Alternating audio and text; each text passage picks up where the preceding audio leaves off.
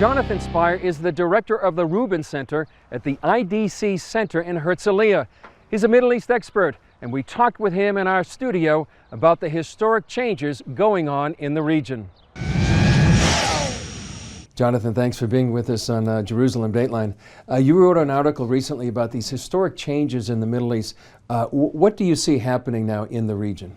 Well, I think what we're seeing, we've witnessed in the region now over the last half decade, is essentially the collapse of a number of states inwards into themselves, and the replacement of strong centrally governed regimes by a whole series of kind of would-be successor entities that are doing battle over the ruins of two states, the two states in question being Iraq and Syria. But we also have a similar process now opening up further south. We can't see it on the map here in Yemen. Yeah, and are we seeing a lot of it between the Sunnis and Shiites, which would be Iran representing the Shiites, and then Saudi Arabia and others representing the Sunnis? Precisely so. In other words, you have the collapse of states, you have the emergence of successor entities, and then you have these entities, usually on a sectarian basis, Sunni and Shia, finding patrons who can help them in their war effort, with the Shia finding assistance from Iran, and with the Sunnis finding assistance also from Saudi Arabia, but from a number of other potential backers as well. It can be Turkey, could be Qatar.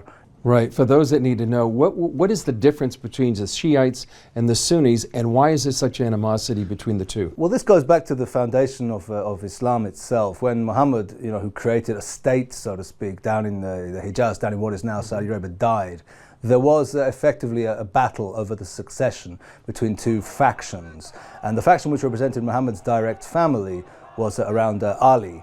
And it's called the Shi'at Ali because Shia in Arabic means faction. And so it was effectively not a doctrinal battle, but it was a battle over who would hold power in that state that Muhammad created. The Sunnis won, the Shia lost, as a result creating two rival traditions of Islam. And I know you also made the point recently of a historic change of a Sunni coalition gathering to fight in Yemen against the Houthis, which are backed by Iran. What we've seen in the region over the last half decade is that the Iranians have been very well organized, very centralized, with clear clients all the way across the region, whether it's the government dominated by a pro-Iranian party in Iraq, the Assad regime in Syria, Hezbollah in Lebanon, the Houthis we were talking about down in Yemen, a clearly centralized bloc, all organized around Iran. But the Sunni element was far more disunited, far more confused. And what we've seen as a result of initiative taken by the new Saudi king, King Salman, is an attempt, relatively successful up until now, to finally create a united Sunni alliance to deal with the threat of Iranian advance across the region as they see it. What about the U.S. foreign policy? What impact has it had on the region lately? Yeah, well, the feeling which all of us have is that the Obama administration wants and wanted out of the Middle East. Groups like this, there's only one option. New firm commitments in the region. And as a result, really, of that American absence, and we're seeing two things. First of all, the Iranians feel enormously emboldened and are therefore pushing a whole variety of conflict arenas forward.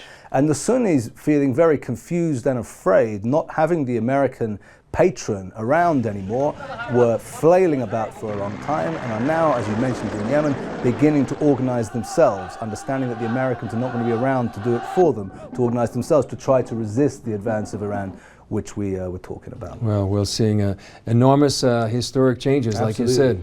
Appreciate your expertise and analysis, Jonathan. Thanks, Peter.